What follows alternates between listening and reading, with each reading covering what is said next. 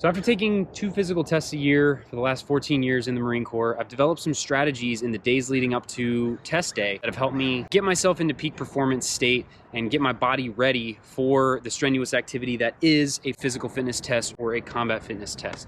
And the beautiful part about this is you can implement these strategies for whatever your upcoming event is, whether that's a 5K, an obstacle course race, tryouts for some sports team, or you're in the military as well, getting ready for your annual fitness test. So let's dive into the 4 main things that I hit on when I'm in the days leading up to my fitness test. So point number 1, or pillar number 1, is going to be hydration. So I normally drink 75 to 80 ounces of water a day, but in the 2 days leading up to my test, I try to up that by 20-25%. So I try to drink about 100 ounces per day. This is going to be very individual based on how much you normally drink, but you want to drink more water in the days leading up so you can hydrate your body. The water's in your cells and can help them function a little better. In addition to drinking more water, you also want to add electrolytes. So you can either add them to your food in the form of salt. You can even add them to the water in the form of salt, or you can get some Gatorade, Powerade, or some electrolyte powders. I like to go cheap and easy and just add a little bit of pink Himalayan salt to my water twice a day leading up to the test. So pillar number 1 is hydration. Pillar number 2 is movement. So we want to not just shut down and completely be in a rest state for the last 2 days. 2 days prior to the test, I do a lot of movements that are similar and almost priming for the test. So in my case, I'm about to take my physical fitness test for the Marine Corps. That involves pull-ups, plank, and a run. So what I'm gonna do is do some light pull-ups and back work, things like lat pull-downs and rows, and I'll do some planks and some light core work, maybe some moving planks, side planks, or even some sit-ups, and then I'll do some light, slow running. This isn't some strategy to try to eke out a little bit more strength or endurance from my muscles, but what I'm trying to do is prime the muscles, get the blood flow into those muscle groups that I'm gonna need on test day to try to increase the growth and the recovery of those muscles so that they are ready to go on test day. Another thing I like to always hit on is mobility training. And I have a video that I'll put in the description with kind of a full body mobility workout that you can do to try to make sure that your joints are moving the way that they should, to make sure your body is set up for effective and efficient movement. So pillar number 2 is movement.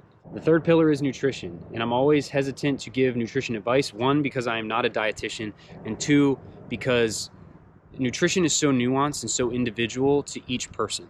So you might have certain dietary needs that other people might not have. Everyone's metabolisms are different, but overarching general guidelines that I will give, especially in those days leading up to test day, is eat more protein than what you do on a normal day to help with the muscle recovery, and eat more fruits and vegetables, because fruits and vegetables are going to give you the nutrients that your body needs in order to function effectively, in order to help repair and rebuild cells. And on test day, it's gonna give you the vitamins and minerals that your body needs to move things around and get blood flow to where it needs to go and to absorb nutrients in the process. So make sure that you're increasing your protein intake and eating more servings of fruits and vegetables in those 2 or 3 days leading up to test day. So that's pillar number 3. And pillar number 4 is sleep.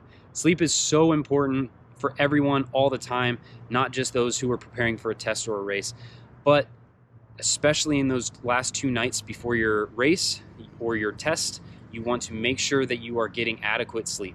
I recently did a supplements video to help give you that extra little edge in improving your sleep, and I'll put those links down in the description for you if you want to check those out. But make sure that you're shutting screens off about 2 or 3 hours before bed. You stop eating about 3 hours before bed. You stop drinking about 30 to 40 minutes before bed so that you're not up all night trying to go to the bathroom. Make sure you dim all your lights in the 2 or 3 hours before bed. These are just general guidelines, but if you check out the video that I did a couple months ago, it'll give you a more in-depth guide of how to set yourself up for success leading up to bedtime so that you can get a good night's sleep prior to your fitness event. So these are the 4 things that I do every single time I'm coming up on a fitness test, whether it's a combat fitness test, a physical fitness test, or some of the fitness tests that I've done on this channel. Every single time, I try to hone in my nutrition, I try to drink more water, eat more protein, and do movements that are going to prime the muscle groups that I'm gonna need on test day without destroying those muscles in the gym, so I'm not sore on the day of test. And I appreciate you watching to this point in the video. I'll see you in the next one.